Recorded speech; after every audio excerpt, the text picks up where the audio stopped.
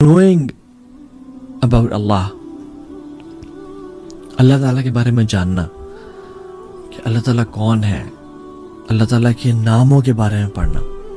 اللہ البصیر ہے، the all seeing. اللہ العلیم ہے، the all knowing. اللہ السمیع ہے، ہمیشہ سے سن رہا ہے. اللہ الرقیب ہے، الرقیب جو کہ ہر ٹائم مجھے دیکھ رہا ہے.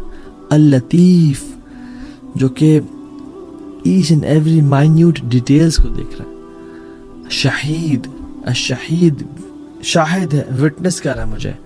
المحیط جس نے ہر چیز کو گھیرے میں لیا ہوا ہے، میں بھی اس کے گھیرے میں ہی ہوں.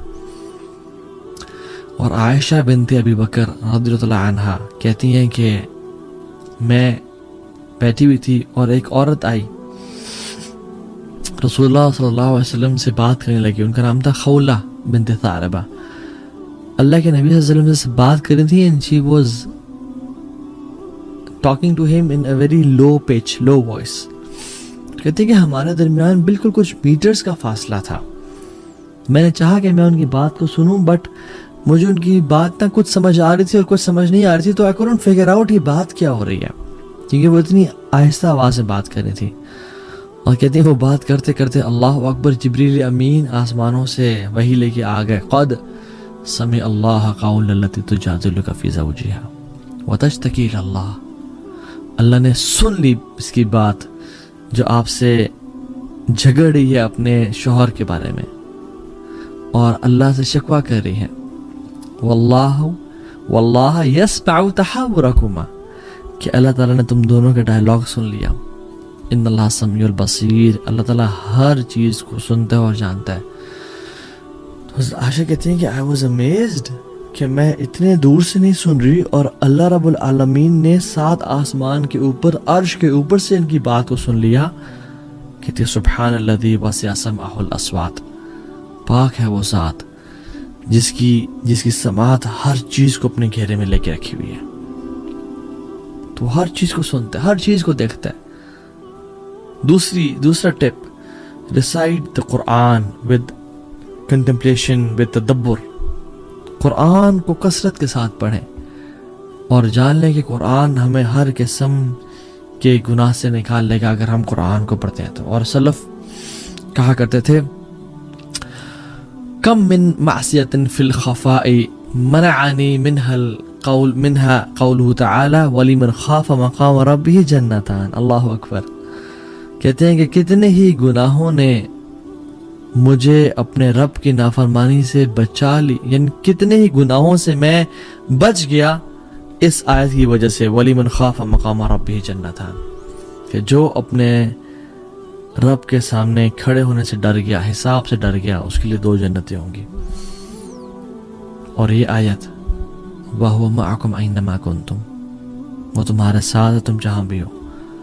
کتنے گناہ میں کرنا چاہتا تھا، میرے پاس ایزی ایکسیس تھی، میرے لیے پاسبل تھا، کسی کو پتہ بھی نہ چلتا اور میں گناہ کر کے فارغ ہو جاتا. لیکن مجھے یہ آیت یاد آ گئی وَلِمَنْ خَافَ مَقَامَ رَبِّهِ جَنَّتَانِ. قرآن کو تدبر کے ساتھ پڑھیں، تفکر کے ساتھ پڑھیں. تیسری چیز، to be aware of the consequences of leaving مراقبہ. اس بارے میں جاننا کہ اگر میں نے مراقبہ چھوڑ دیا، اگر میں نے یہ اس بات کو چھوڑ دیا کہ میرا رب مجھے دیکھ رہا ہے، تو پھر میرے ساتھ کیا ہوگا. اور ایک بڑی خوفناک حدیث میں جو میں اکثر بتا چکا ہوں، ثوبان رضی اللہ عنہ کی حدیث ہے. آپ نے فرمایا کہ صلی اللہ علیہ وسلم لَأَعْلَمَنَّ أَقْوَامًا مِّنْ أُمَّتِي يَأْتُونَ يَوْمَ الْقِيَامَةِ بِحَسَنَاتٍ امثال جبال تحمت البیضاء. میں اپنی امت کے لوگوں کو جانتا ہوں جو قیامت کے دن آئیں گے ایسے ایسے نیک اعمال لے کے، جبال کے برابر، پہاڑوں کے برابر اور تہامہ پہاڑ کے برابر چمکتے ہوئے نیک اعمال لے کے آئیں گے. فیجعل اللہ عز وجل هباء منثورا، اللہ سبحانہ وتعالیٰ کو ان کو ذرات بنا دیں گے، ریزہ ریزہ کر دیں گے، مٹی مٹی کر دیں گے. تو قال ثوبان یا رسول اللہ صلی اللہ علیہ وسلم صفهم لنا جلیہم لنا اللہ نکون منہم، یا رسول اللہ ہمیں بتائیں کہ وہ کیا کرتے ہوں گے، ان کی ٹریٹس کیا ہوں گے، تاکہ ہم ان میں سے نہ ہو جائیں. وَنَحْنُ لَا نَعْلَمُ، اور ہمیں پتہ بھی نہ چلے کہ ہم ان میں سے ہو گئے ہیں. قَالَ أَمَا إِنَّهُم مِّنْ إِخْوَانِكُمْ، جان لو تمہارے بھائی ہیں. وَمِن جِلْدَتِكُمْ، اور تمہارے سکن کلرز کے ہیں. وَيَأْخُذُونَ مِنَ اللَّيْلِ كَمَا تَأْخُذُونَ، اور رات کو جو تم قیام اللیل کرتے ہو وہ بھی قیام اللیل کرتے ہیں. بالکل ہی گئے گزر نہیں، بالکل ہی لفنٹر نہیں ہے. ان میں کچھ نہ کچھ ایک تڑپ ہے کہ ہم نے عبادت کرنی ہے. وَلَكِنَّهُمْ أَقْوَامٌ إِذَا خَلَوْا بِمَحَارِمِ اللَّهِ انْتَهَكُوهَا، لیکن یہ وہ لوگ ہیں کہ جب اپنی تنہائیوں میں ہوتے ہیں اپنے اللہ کی حدود کو پامال کرتے ہیں، اللہ کی لیمٹ سے کراس کرتے ہیں، اللہ تعالیٰ ان کے تمام اعمال برباد کر دیں گے. میں اپنے آپ سے سوال کروں اور آپ بھی اپنے آپ سے سوال کریں، اور مجھے اپنے جواب کا معلوم ہے کہ اگر ہماری لائف کو ایک فلم کی فارم میں ہماری فیملی کے سامنے دکھایا جائے اور اس میں ہر وہ عمل ہو جو ہم کرتے ہیں، ہماری سیکرٹ بھی ہو، ہماری پبلک لائف بھی ہو، would I feel comfortable؟ اور مجھے اپنا جواب پتہ ہے. کیا ہم کمفرٹیبل فیل کریں گے کہ اس مووی کو لوگوں میں دکھا دیا جائے، سینماز میں چلا دیا جائے؟ کیا میں اس پہ خوش ہوں گا کہ الحمدللہ میری زندگی کو دکھایا جا رہا ہے، یا میں اس پہ ڈر جاؤں کہ نہیں میری زندگی کو مت دکھاؤ، سینسر کرو کچھ پورشنز کو؟ اگر تو یہ معاملہ ہے تو جاننے اللہ ہر چیز جانتا ہے، and we have to give attention to the production of that film because ہم ہی اس کے رائٹر ہیں، ہم ہی اس کے پروڈیوسر ہیں. ہر انسان کے ساتھ، اس کے گردن کے ساتھ اس کے اعمال جوڑ دیے گئے ہیں. وَنُخْرِجُ لَهُ يَوْمَ الْقِيَامَةِ كِتَابًا يَلْقَاهُ مَنْشُورًا، اور قیامت کے دن اس کی کتاب اوپن پڑی ہوگی، سامنے کھلی پڑی ہوگی. اللہ تعالیٰ کہیں گے پڑھو اپنی کتاب کو، اقرأ کتابک کفا بنفسک اليوم علیک حسیبا، آج تم اپنا حساب کرنے کے لیے کافی ہو، پڑھو اپنی اس کتاب کو. تم جان لو کہ یہ تم نے کیا کیا کرتوت کر کے آئے ہو. اور اس دن اللہ کی ذات ہوگی اور ہم ہوں گے، اور اپنی کتاب کو انسانیت کے سامنے، آدم سے لے کے آخری انسان تک ہمیں پڑھنا پڑے گا. کیا کریں گے؟ اور یاد رکھیں چوتھی ٹپ، جو لوگ تھے نا مراقبہ والے، ان کے واقعات کو پڑھیں، ان کے لائف سٹوریز کو پڑھیں کہ انہوں نے کس طرح سے بچایا اپنے آپ کو. امام غزالی رحمہ اپنی کتاب میں احیاء علوم الدین میں لکھتے ہیں کہ عبداللہ بن دینار عمر بن خطاب کے ساتھ سفر کر رہے تھے. کچھ روایات میں عبداللہ بن عمر کا ذکر بھی آتا ہے، لیکن جو زیادہ آتھینٹک ہے وہ ہے عبداللہ بن عمر کے ساتھ سفر کر رہے تھے مکہ کی طرف.